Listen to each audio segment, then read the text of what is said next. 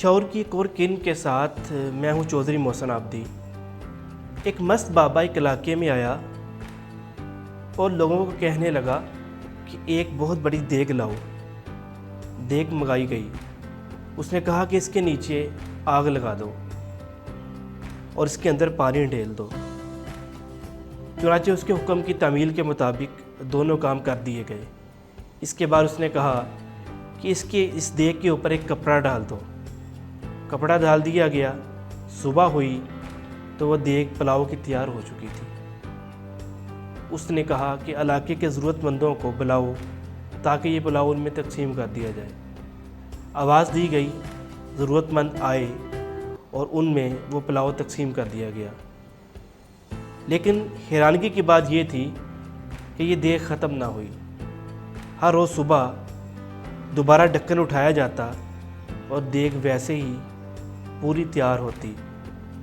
دوبارہ لوگ آتے، ان میں یہ پلاؤ تقسیم کر دیا جاتا۔ برتاوے سارا دن اپنی ڈیوٹی دیتے رہتے۔ اس طرح وقت گزرتا چلا گیا۔ اسی دوران میں ایک فقیر وہاں پہ آتا اور سارا دن یہ عمل دیکھتا رہتا اور شام کو واپس چلے جاتا۔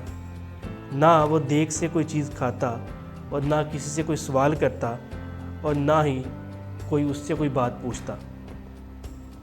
برتاوے اسے دیکھتے اور بڑا حیران ہوتے اور اسے کہتے کہ تم کوئی برتن لاؤ تاکہ تمہیں بھی اس دیگ میں سے حصہ ملے، لیکن وہ اسے انکار کر دیتا۔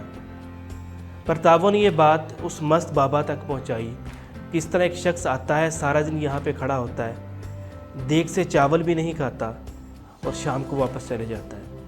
مست بابا نے کہا کہ اسے میرے پاس بلاؤ۔ مست بابا کے پاس اسے لے جایا گیا۔ فقیر نے کہا کہ میں دیگ سے کوئی چیز کھانے نہیں آتا، میں صرف یہ دیکھتا ہوں کہ تو کون ہے جو اس علاقے کا رب بنا ہوا ہے اور یہاں پہ کھانا تقسیم کر رہا ہے۔ حالانکہ وہ رب جو عظیم ذات ہے وہ تو پتھر کے اندر بھی کیڑے کو رزق دے رہی ہے، تو تجھے یہ عمل جچتا نہیں ہے۔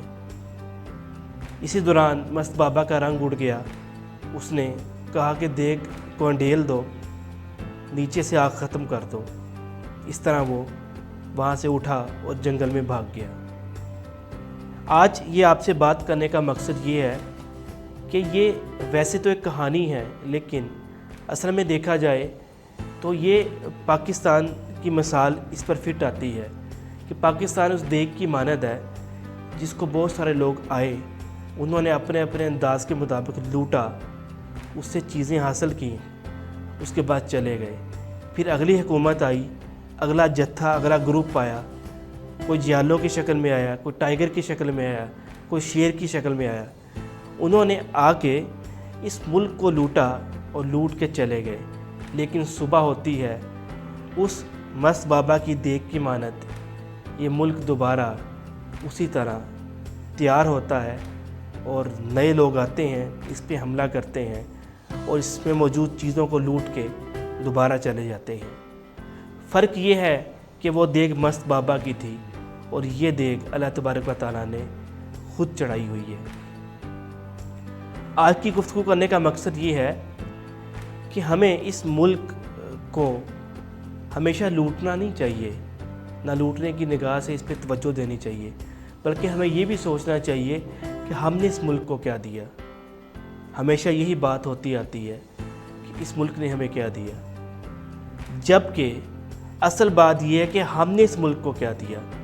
جب ہم یہ سوچیں گے ہم نے اس ملک کو کیا دیا، ہم نے اس قوم کو کیا دیا، ہم نے اپنے خاندان کو کیا دیا، ہم نے اپنی فیملی کو کیا دیا، ہم جس ورک اسٹیشن پہ کام کرتے ہیں ہم نے انہیں کیا دیا، تو یقین کیجئے یہی نقطہ آغاز ہوگا اس حقیقی تبدیلی کا جس تبدیلی کے بغیر عملی طور پہ کامیابی ممکن نہیں ہے۔